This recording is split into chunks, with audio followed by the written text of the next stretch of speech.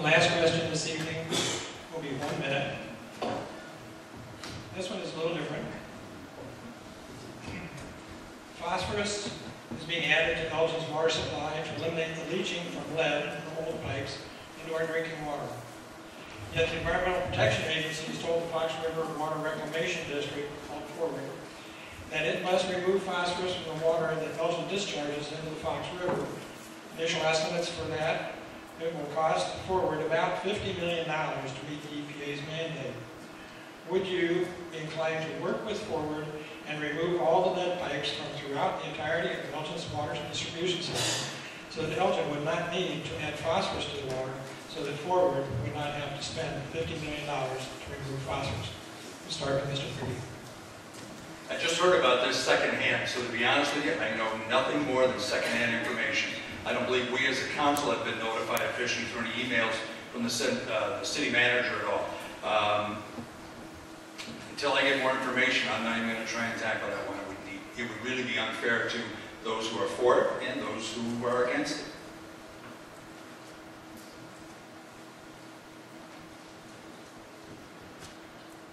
As Councilman Freedy just said, I don't know anything about the phosphorus issue currently. I need to know more before I make up my mind on what would be the best approach.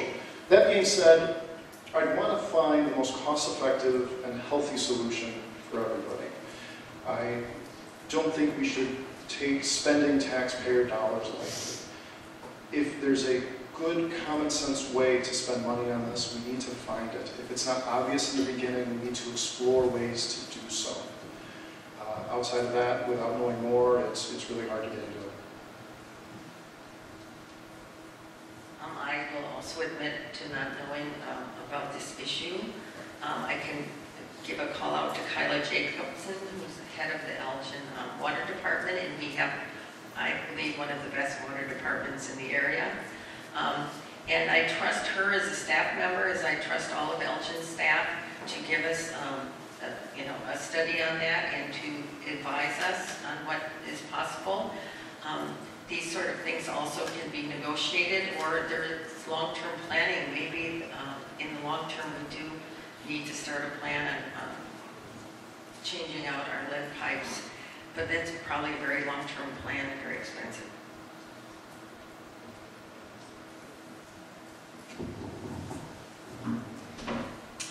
I think that the city should reach out and have community partnerships with all the government agencies we work with. And obviously our water department and Forward should have a very hand-in-glove relationship, because what we generate, they have to clean. So it needs to be a hand-in-glove relationship. Looking at this type of issue, I don't have all the facts either. But I know that we were dealing with an economic development issue similar. Walmart wanted to come in, and we wanted them to put in permeable pavers in their back lot. They didn't want to do that. They gave us a 700-page document on a pre-treatment system for sewerage. I looked at it 700 pages. I'm like, I don't know any of this. Called up Dave Captain, who's the former chemist of Forward. He says the Cadillac is the best system. Went with that. Having our experts sit down together in a room, I think, is the way we should look at this. I don't want to necessarily go with the most inexpensive way, because the city of Michigan did that this summer, and it wound up costing them and all of us a lot more money. Like everyone else up here, I don't have all the information. Heard of it, but we have not been given the facts yet. With that being said, if elected, when this comes across my desk, what I would do is my due diligence to make sure that we make the best decision possible for the city of Elgin. And that doesn't mean a band-aid approach. That means a long-term, progressive approach that's both feasible and workable. So that's what I would do with this issue, and I would do that with any other issue that comes across the desk. I would make sure that I just do my due diligence to get all of the information so that I can make the best and informed decision possible. Well, I shouldn't need the full time this time. I know nothing about this issue as far as what's going on. I do know what Forward is. Forward is an appointed board. They need to make their own decisions. We can work with them. The city's not using lead pipe. I have heard if it's a connection from the Buffalo box to the house, the homeowner is responsible for that. You know, we could have programs that help with the costs. I just don't have enough information, really. Couldn't even begin to try to formulate a solution for a problem that I don't know anything about. And I like finding solutions to problems. In fact, I think that's job number one for an Elgin City Council. You've got a problem, find a solution, think outside the box, offer it to staff, see if it's doable. If it's doable, then get your council members to support you. That's what leaders do. You don't sit there and dig your heels in and say, no, I don't think we should do that. Well, then do something else, but at least come up with some ideas. And that's what I think. When he first read this question, the first thing came to my mind, or the first thoughts, was being a mother. And protecting our babies, protecting our future. We talked about what do we see in Elgin for the next 20, 30 years, and that is a healthy environment, healthy kids. So this is the first time that I've heard this. I would like to get more information on this before I make a decision, but I think we all agree to make sure that our community is healthy and safe would be all of our top priority.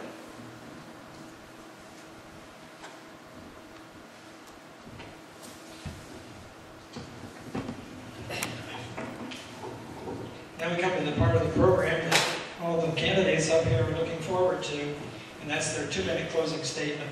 And we'll start these statements with Mr. Gaines. This has been a lot of fun. You've heard a lot of different ideas. Everybody sitting up here obviously loves the city. Everybody sitting up here wants a better Elgin, and that's great. You have a lot of good choices here. I'm hoping after tonight you're going to seriously consider everything you said and decide what your future vision for Elgin is, and then vote appropriately. My future vision for Elgin is one that's strong economically. My future vision for Elgin is one that spends the taxpayer money responsibly. My future vision for Elgin is one of greatness. Elgin used to be that way. Like I said, we used to be a destination. People used to come as far away as Chicago to shop here. People used to come to Elgin for a variety of reasons. Now, people go to neighborhood, St. Charles, Geneva, even West and East Dundee. I don't like that. I want people to come back here. I want people to come back here to shop. I want people to come back here to open businesses. I want people to come back here to live. I want to be in demand again. I want people to want to be here. If you agree with me, I hope I'll get your vote. If you don't, I hope you can find somebody here, all good people, who will represent your way of thinking. Thank you very much. Thank you again. I'm Carol Rauschenberger.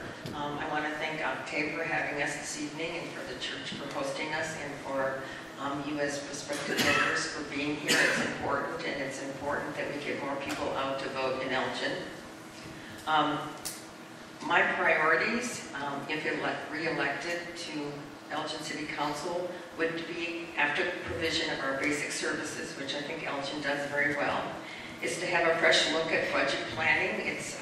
Now it's time, based on our current state as well as federal budget situations, and that budget planning needs to start now. I think what happens is we often get it pushed back at us late in the year, and we may make decisions not as well as we should. I would support the development of downtown, to continue to have a sense of place, and to put more density in our downtown, to bring more businesses and people. I think the vibrancy of Elgin and property values won't continue to grow as fast as they could without a school system that supports new residences and our new businesses. We need to work more closely with U46 to make Elgin a great place. We both have an image problem, U46 and Elgin. We can work together to get over that. The city needs an adequate tax base through businesses, and Elgin is on the right path. We have had a lot of new businesses come in, and as I mentioned before, we have 1 million square feet of business space to be filled. That's ready to happen. Finally, I'd like to see a neighborhood stabilization with increased landlord oversight. One of the main complaints I've had while on city council is problems with landlords. I think we need to look more closely at that as an issue in Elgin. Thank you.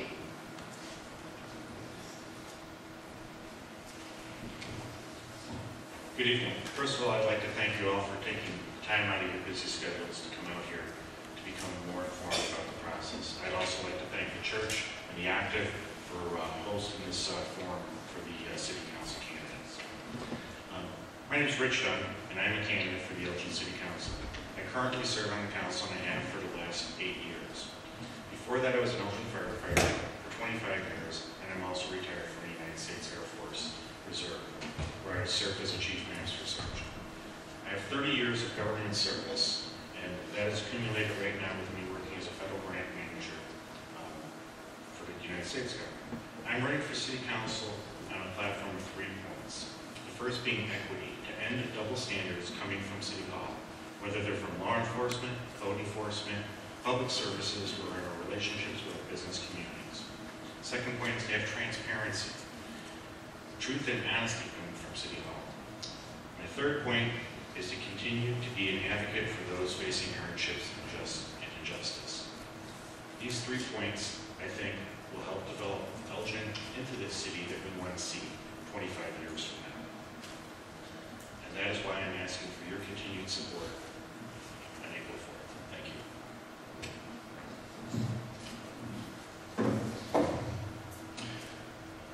Hello. Again, I thank Octave for hosting. I also want to thank the hopefuls for being here as well, and the audience for spending your evening here. I have a proven track record filled with experience and leadership that I've developed from both the private and public sectors. And if elected, these things have prepared me to hit the ground running on day one.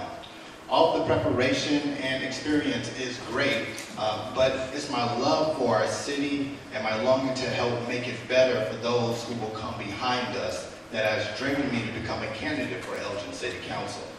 We make our city better by focusing on things such as public safety, economic development, homelessness, clear budgeting, and benchmarking. Those 4 things are the areas that I've already been working in prior to my candidacy. Over the years, I've made it a point to be involved in this community in order to help it move forward. Our city has to continue to move forward. And the common good of this city is for us to work together. That's our jewel. That's the point of all of this. And if you elect me as your next city councilman, I want you to know that no one will work harder for you on your behalf, because I would recognize that you are the reason that I'm sitting there in the first place. I will make myself accessible to everyone if elected. I will not always agree with things. I will not always disagree with things. But either way, I will always focus on solutions and face the issue head on instead of staring at the problem. So I ask for your vote on April 4th. Thank you.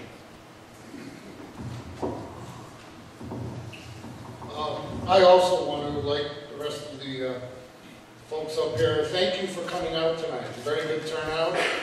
The reason we serve and represent you is because of you. You are what makes Elgin great. Not the buildings, not the subdivisions, not the commercial development. It's the people of Elgin. And you either love this city, which I know all of us here do, or you wouldn't go through this week right now. I want to run again and be elected. My name is Terry Gavin. I have projects that are open-ended, several. I talked about Civil War reenactment. That one is actually closed, but it's not closed until it becomes an annual event. And it's successful. The Citizen Code Academy. I think we need to focus. It wasn't mentioned once tonight. I know 4 years ago it didn't get mentioned, but I know people out there who are thinking this.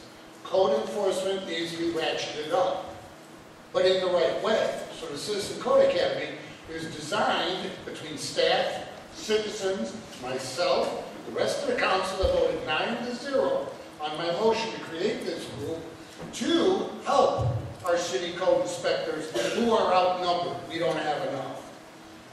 And you can't hire more people without raising taxes. Shazam. I have never missed a council meeting, not just in the last 4 years, but the 4 years I served in the 90s. Now, maybe you could say, well, that's no big deal. Well, I'm committed to this job. I go to events, I go to committee meetings, I belong to workforce development, which is held downtown once a month, to talk about how do we get our workforce ready for economic development. I want to keep Elgin strong financially. It's way too easy to say, hey, let's take the cash reserve. Let's go spend it on something new and shiny. That's not going to work, folks. We've been able to weather the storm. We've been able to weather the storm of a riverboat that has been cut in half, or more than half, and we've been able to weather the storm of the state of Illinois. Talk to me after the meeting if you have any more questions. Thank you. Let me say thank you for inviting me here and to speak tonight. And I'm looking forward to serving a community that offers its residents hopes and dreams. I'm Brenda Rogers, and I've lived in Elgin for over 35 years. I'm a graduate of Larson Middle School, Elgin High School, and Judson University. Some of the organizations that I've given my time to is the Community Crisis Center, the Boys and Girls Club, the Duck Race, the Elgin Public Museum. I've been a realtor in this community for over 26 years. And like many other Americans, when the market crashed, I started subbing. While serving you, I want to work on economic development downtown and throughout the community. Housing is a passion of mine, core services and infrastructure. I will work hard, be consistent, and dedicated to working on issues that are important to you, the residents of Elgin. You have 4 votes, and I'm asking for one of your votes. Vote for me, Brenda Rogers. Did you get the answers to the questions that were asked tonight? Are you satisfied with the answers you heard tonight, the ideas? I hope I've been able to give you the straight talk and the direct answers that you're looking for. Please come to more of these, really. There's going to be at least 2 more. Please come to more of these. Please get involved in social media. You can come to my Facebook. It's John Prigge, Elgin, Illinois City Councilman.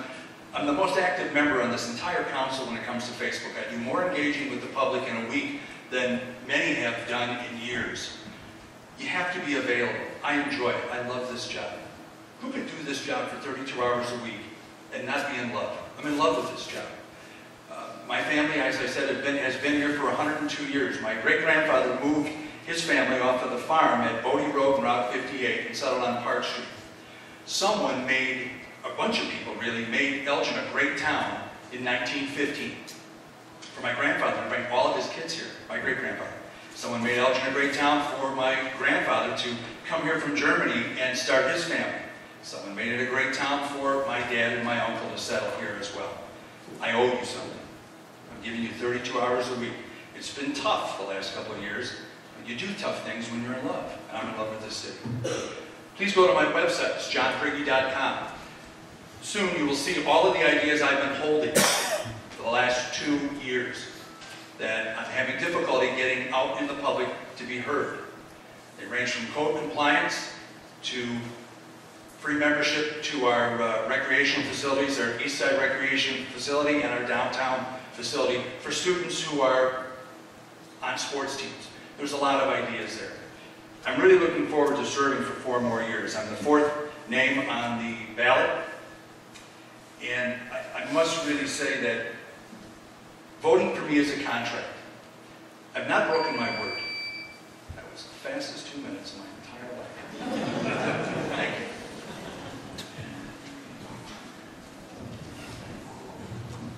Let's have a round of applause for the candidates.